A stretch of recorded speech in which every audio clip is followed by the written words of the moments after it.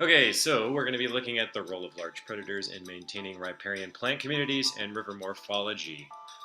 So I'm going to go through all of these slides sort of step by step, annotate them. Feel free to skip around if there's certain slides that you have more trouble with or less trouble with. You don't have to watch this whole video.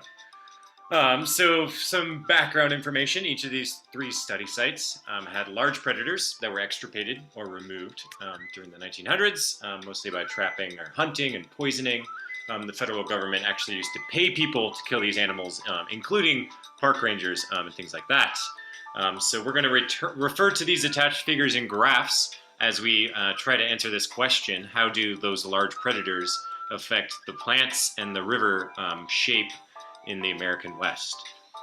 So we want to know, what were the impacts on the plants along the rivers and waterways, riparian vegetation? What were the impacts on the shape and characteristics of the river? And then what other effects were there as well, like on biodiversity? As you write your response, try to refer directly to the images that you're talking about or the graphs you're referring to. So here's just like a step-by-step thing you'll do. Read the abstract on the next slide. Jot down a few words as you're going through. Hopefully you have your notebook right next to you and you're writing down things as I'm saying them and typing them too. Examine the images and use the text boxes. Review your own notes. It's really important to kind of look off of your own notes versus looking off directly at the abstract, so you're kind of adding another layer so you don't accidentally plagiarize. People do end up in trouble for plagiarizing, even beyond VBS, so it's good practice to avoid it. Tell me in your own words. Great. So I'll read through this. There's a nice annotated version here. Feel free to skip to the end of this, of course, if you're fine with the abstract. Studies assessing the potential for large predators to affect, via trophic cascades, the dynamics of riparian plant communities and the morphology of river channels have been largely absent in the scientific literature. Herein, we consider the results of recent studies involving 3 national parks in the western United States: Yellowstone, Olympic, and Zion. Within each park, key large predators were extirpated or displaced in the early 1900s, and subsequent browsing pressure by native ungulates initiated long-term declines in recruitment. In other words, growth of seedlings and sprouts into tall saplings and trees, of palatable woody species, and impairment of other resources. Channel responses to browsing suppressed riparian vegetation included increased widths of active channels via accelerated bank erosion, erosion of floodplains and terraces, it looks like a typo to me, increased area of unvegetated alluvium, channel incision, and increased braiding. A reduced frequency of overbank flows indicated these rivers have become increasingly disconnected from historical floodplains because of channel widening / incision. Results from Zion National Park also identified major biodiversity effects. Examples include reduced abundance of plant and animal species. Although these studies were conducted in national parks, results may have implications concerning riparian plant communities, biodiversity, and channel morphology for streams and rivers draining from other public lands in the western United States. It is on these lands that native and introduced ungulates have often heavily utilized riparian areas, largely in the absence of key predators, with significant consequences to plant communities and channels. Maybe that hurts your brain. I remember reading a lot of abstracts that really hurt my brain the first and the second and the third times through. Here's a nice little abstract which sort of tells you in plainer words what everything means. So what I tried to do here was annotate specific terms and small ideas. So if you're like via, I don't know what that means, or riparian, no idea what that means. Morphology, shapes, physical form. And then I also summarize each sentence. So if you click the periods, you can just read the summary of each sentence. So let's just read the summary of every single sentence. Not many scientists have talked about how large predators affect riparian plants and the way rivers flow. We're going to review some studies in Yellowstone, Olympic, and Zion national parks. All the parks lost their big predators 100 years ago. Afterwards, herbivores ate too many plants and didn't let any new ones grow big. That's what they call recruitment, is new ones coming, and then growth into tall saplings and trees. Here we go. The rivers are getting wider and deeper with more erosion next to the river and more braided channels, which is just like braiding your hair. The river's got lots of different paths to take. There aren't as many floods as there used to be, so floodplains are becoming disconnected from each other. Usually floodplains are great habitat for riparian plants, so a lot of places you go to swim in Oak Creek are actually within the floodplain, which you can see if you look around and you see debris next to you. That means that during a flood you would be underwater. Most of the trails right next to Oak Creek are actually within the floodplain itself. Pretty cool. In Zion, they also noticed that there's fewer species, and specifically less amphibians, birds, etc. We know that we just studied national parks, but we think this happens all over the place in the American West.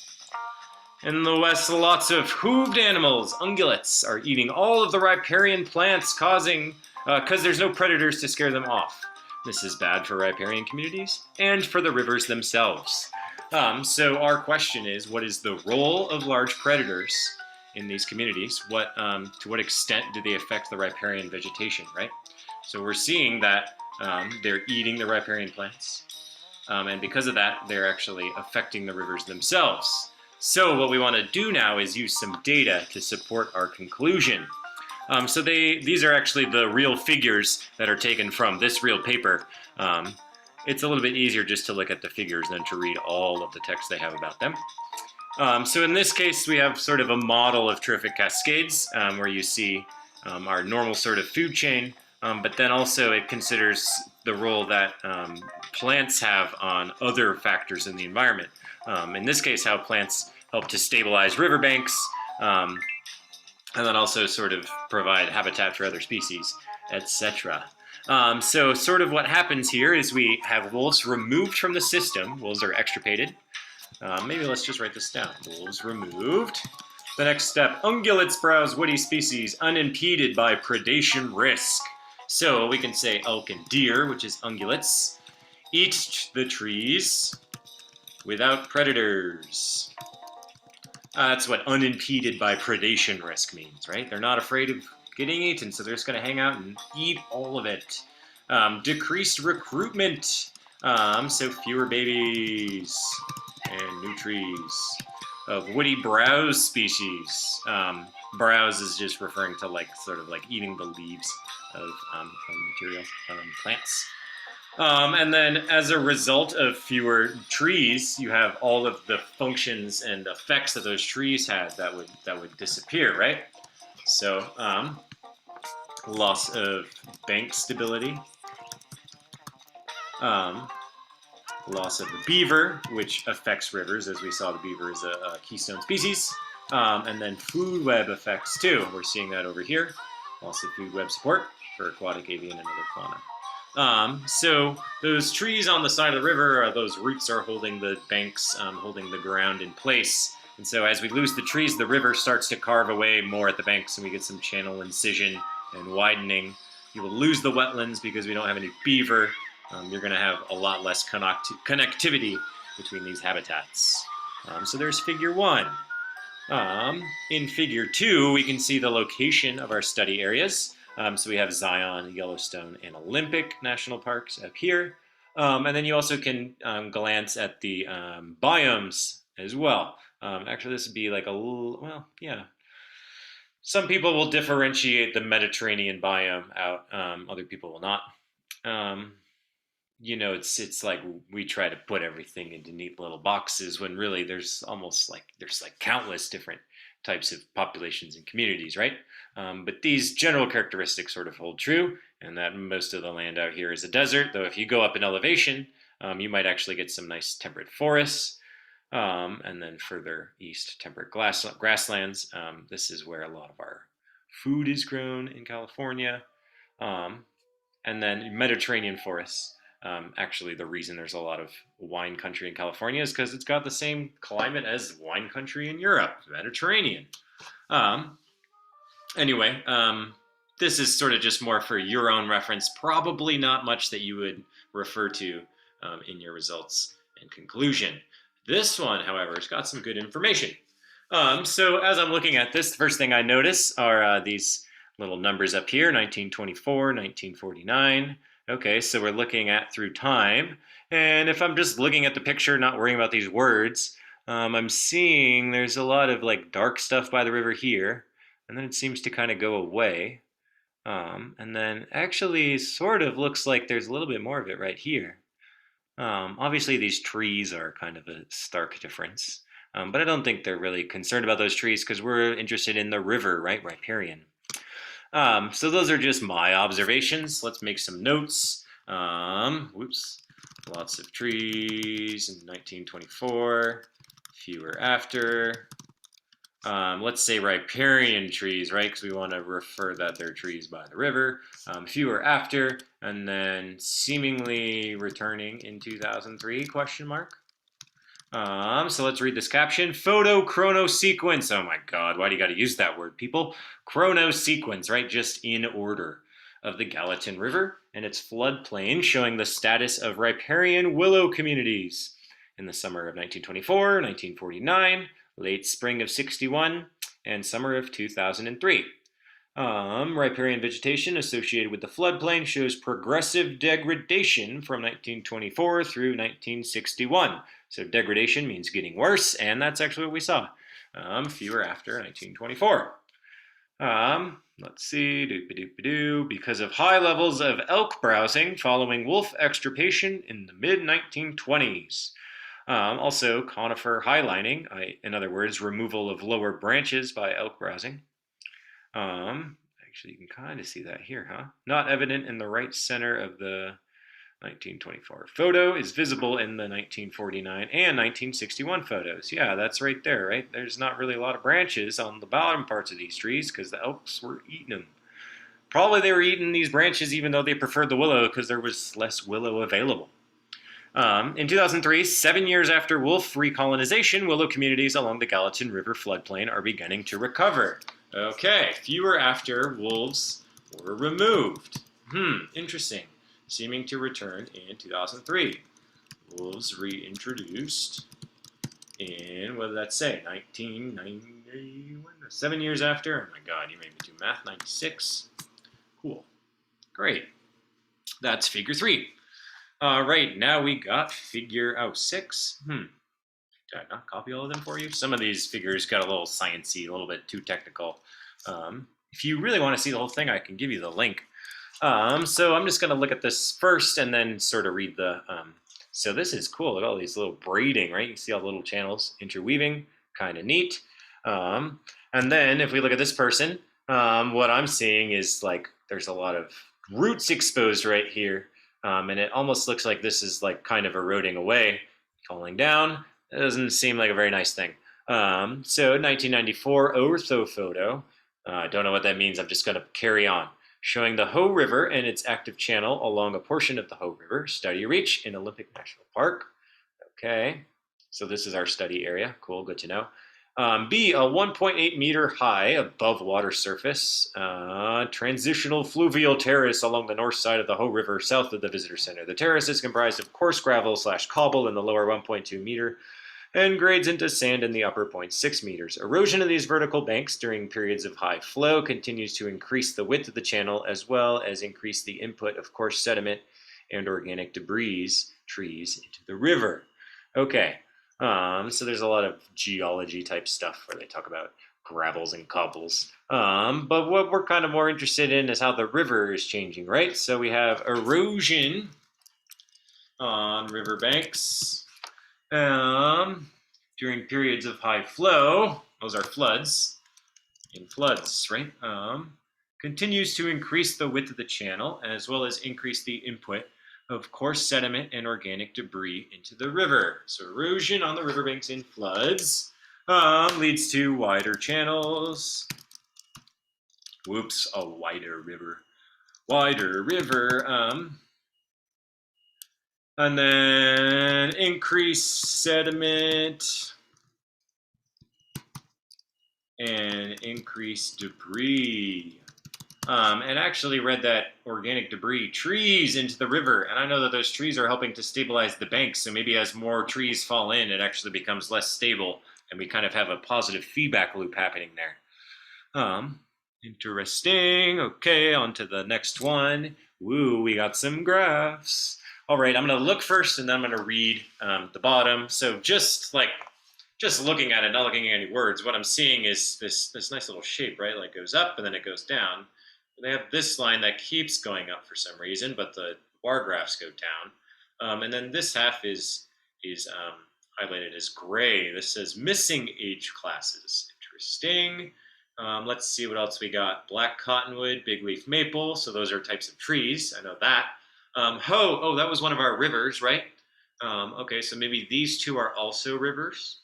N equals 142. I know that, like, Caleb often says we have to take a bunch of samples, like N equals 20. So maybe that's their sample size. Okay. Oh, number of trees.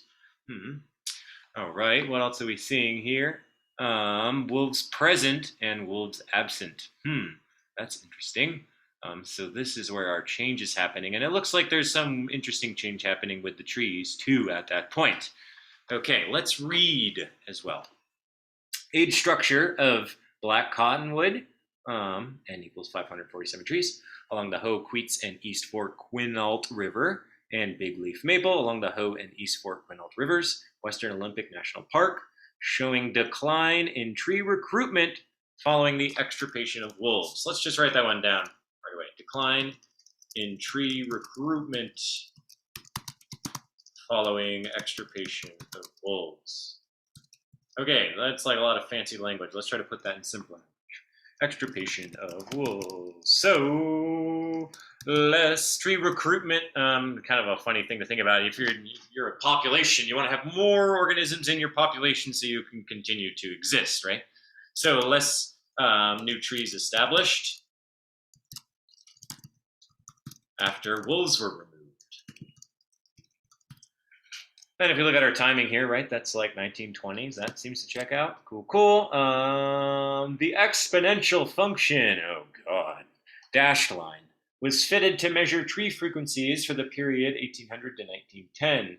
Its extension into the period 1910 to 2000 represents a general expectation of tree frequencies had wolves not been extirpated. Okay, so basically what they're seeing is these trees are...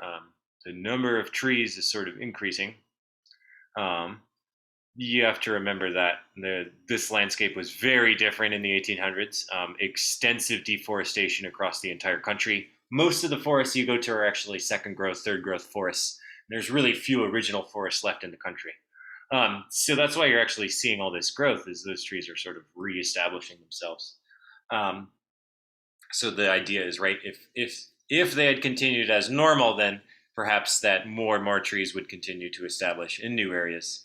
However, they notice a dramatic change as soon as wolves appear. Let's see. Tree frequencies outside the lower 95% confidence limit are represented by the asterisks. Cool. So, sort of helpful, but I'm feeling less confident about this one, so maybe I would like use it less. As a less primary source. Okay, I'm gonna move this one over. Cougars, ooh, that's exciting. So here we are in Zion National Park. And again, just sort of looking at it, see cougars common, cougars rare. Okay, so seems like two different areas maybe. What else we got here? Again, missing age classes. Oh, but this one, very interesting. It actually followed the exponential curve. It's kind of exponential. I mean, it's exponential in a shorter time scale, right? This curve is not going to keep going up forever because there's not going to be millions and millions of cottonwood trees. Probably it will level off and become more of an S shape later on. But as they're reestablishing, right, pretty quick reestablishment there. But yeah, when there's cougars, or when there's not cougars, sorry, we don't really see that increase. Very interesting. R squared equals 9 or 0.94, so like a lot of this is attributed to that curve. Cougars become scarce, deer become abundant. Yeah, and there's not a lot of trees. So missing age classes where cougars are rare. Okay, I'm gonna move this so you can see what the heck I'm typing. There you go. Let's read the bottom part here. Age structure of riparian cottonwood along North Creek. and the North Fork of the Virgin River in Zion Canyon in Zion National Park. The exponential function was fitted to measure tree frequencies for North Creek study reaches. This same relationship has been plotted along with tree frequencies for the Zion Canyon study reaches, is illustrating a general cessation of cottonwood recruitment, missing age classes, after cougars were displaced and deer became abundant. So what happened here was cougars displaced. Displaced means out of place, right?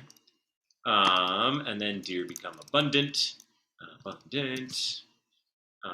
Abundance, I literally think abundance. That's how I spell abundance. You just got to put A and T instead for abundant. Let's make this a little nicer so you can read it. Cougars displaced, deer become abundant, and then eat all the baby cottonwood. Oops, cottonwood trees. R.I.P. All right. Basically what's showing, right? Because there's no cougars here, there's a lot more deer, and so there's less trees. All right, this one, I gotta say, guys, this is my favorite graph. This one's just so cool. This is like really showing how trophic cascades aren't just affecting the trees, aren't just affecting the rivers, but like everything else in the ecosystem. Okay, so let's see. So we have two options here, cougars common or cougars rare.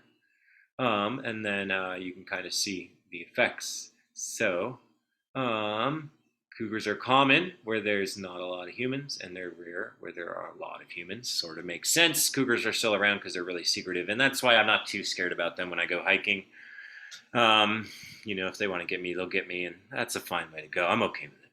How do they know that? Well, you find a lot more cougar scat per kilometer in areas without human habitation. Since they're so secretive, right, you're going to have to use alternate methods for measuring their population versus just counting them by sight, because cougars doesn't want to get seen. So counting those scats. Again, look at this. We're counting deer by hoof prints. Interessante. And when there's a lot of cougar, they're seeing fewer density of deer. And when there's not many cougar, oh, there's a lot of deer. And if there's a lot of deer, interesting, there's not a lot of young cottonwoods. That's why we're talking about recruitment, right? So let's write some of this stuff down. More cougars means fewer deer, which means more cottonwood, which means less erosion and less width. Okay, that was our side over here, right? And then fewer cougars rare, would lead to more deer, which means fewer young cottonwood, which means the rivers are having a bad time, more erosion, more breeding, etc. Cool. We saw that in those other graphs, but what about other situations? Look at these pictures, even right here. Let's go full screen mode, get the full effect. Look at all those plants, and look at, there's not any plants here. Maybe they were a little selective with where they took the picture. But let's look at the data too. So percent of observations for hydrophytic plants, hydro meaning water, phytic meaning they like water. So we can see a little bit more plants where there's more cougars and fewer when there's less cougars. Rushes and cattails and scouring rush. I know cattails like to live along water, so that checks out. Wildflowers number per kilometer. You can see asters, sunflowers, and cardinal flowers. I bet those are red, just a guess. And we can see a lot more wildflowers versus in areas without cougars. Probably they're getting eaten. Whoops. This also provides a lot of habitat for other critters, right? So you can actually see more amphibians, more lizards, more butterflies in area where there's cougars versus areas without. Fewer density or lower densities. Okay, let's make some notes before we go to that last slide there. So cougars led to more plants and flowers, and also more amphibians, more lizards, more butterflies. Cool, and vice versa. Excellent. Finally, last but not least, we got our lovely buffalo right next to the river, and this another nice, really braided channel. So this is an up valley view of the Lamar River from its confluence with Soda Butte Creek. Vertical riverbanks continue to erode during periods of high flow, wide active channels, expansive areas of unvegetative alluvium, and the general braided character of channel flowing following the loss of riparian vegetation in previous decades from intense elk herbivory after the extirpation of wolves. That's a bit of a run-on sentence there. Vertical riverbanks continue to erode, right? These are falling in. During periods of high flow, during floods, there's more erosion. Duh.